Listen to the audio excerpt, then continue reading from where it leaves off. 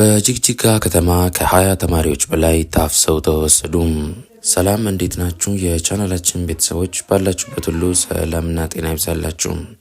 ሰበር መረጃ ይዤላችሁ መጥቻለሁ። አብራችሁን ቆዩ። መጨረሻ ላይ ያስቀመጥኩላችሁ በጣም ጠቃሚ ነው። ታፍሰው የተወሰዱ አሉ። 20 ተማሪዎች በፓትሮል ተጭነው ተወስደዋል። የት እንዳደረሷቸውም አናውቅም።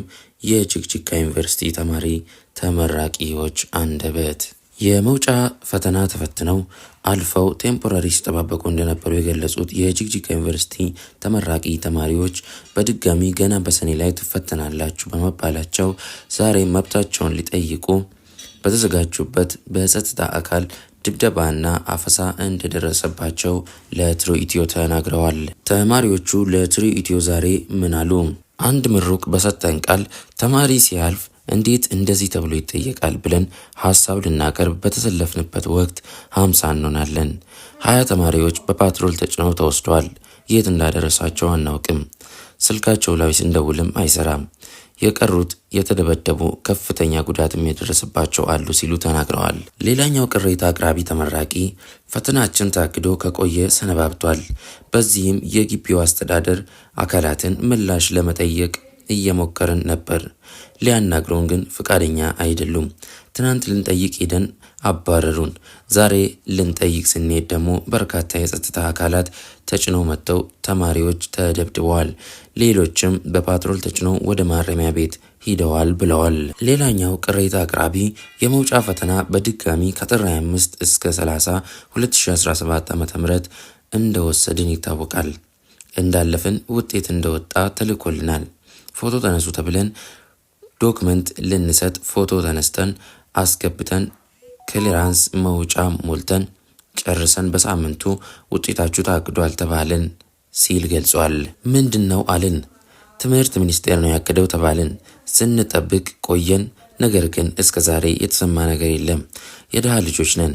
ቤት ተከራይተን ለምግብ እያስላክን ነው። እኔ 25,000 ብር ወጪ አድርጌያለሁ። ዩኒቨርሲቲው ከግቢው አስወጥቶናል። የሚሰጠን ሰርቪስ የለም ሲልም ገልጿል። ሌላኛው ተመራቂ ተማሪ ተሰብስበን ጥያቄ ልንጠይቅ ነበር።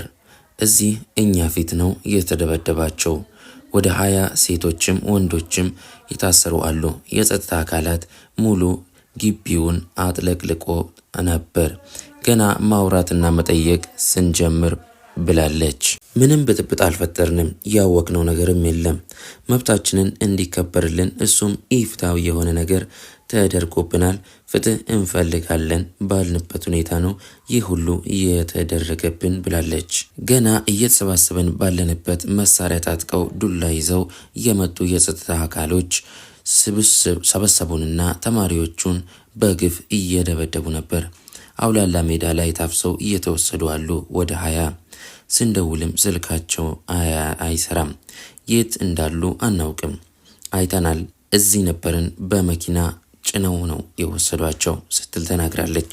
ቅሬታ አቅራቢዎቹ በመጨረሻም ለጉዳዩ አፍጣኝ መፍትሄ እንዲሰጣቸው ያሳሰቡ ሲሆን ለቅሬታው ምላሽ ለማግኘት ትሩ ኢትዮ ወደ ዩኒቨርሲቲውና ወደ ትምህርት ሚኒስቴር ሙከራ ቢያደርግም ለጊዜው ስልክ አልተነሳም።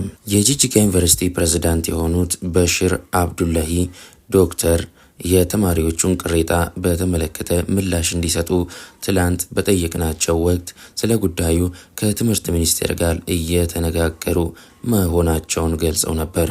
ፕሬዝዳንቱ በወቅቱ ሁኔታውን ሲያስረዱም ጉዳዩ ፈተና ለሁለተኛ ጊዜ የተቀመጡ ተማሪዎች ውጤታቸው ቺቲንግ ምልክት አለው በመባሉ ትምህርት ሚኒስቴር ሆልድ ስላደረገው ነው ነበር ያሉት። ውድ አዳማጮቻችን ለዛሬ ይዘንላችሁ የመጣነው መረጃ ይህን ይመስል ነበር። በሌላ ሰበር መረጃ እንድንገናኝ ሰብስክራይብ ማድረጋችሁ እንዳትረሱ። እናመሰግናለን።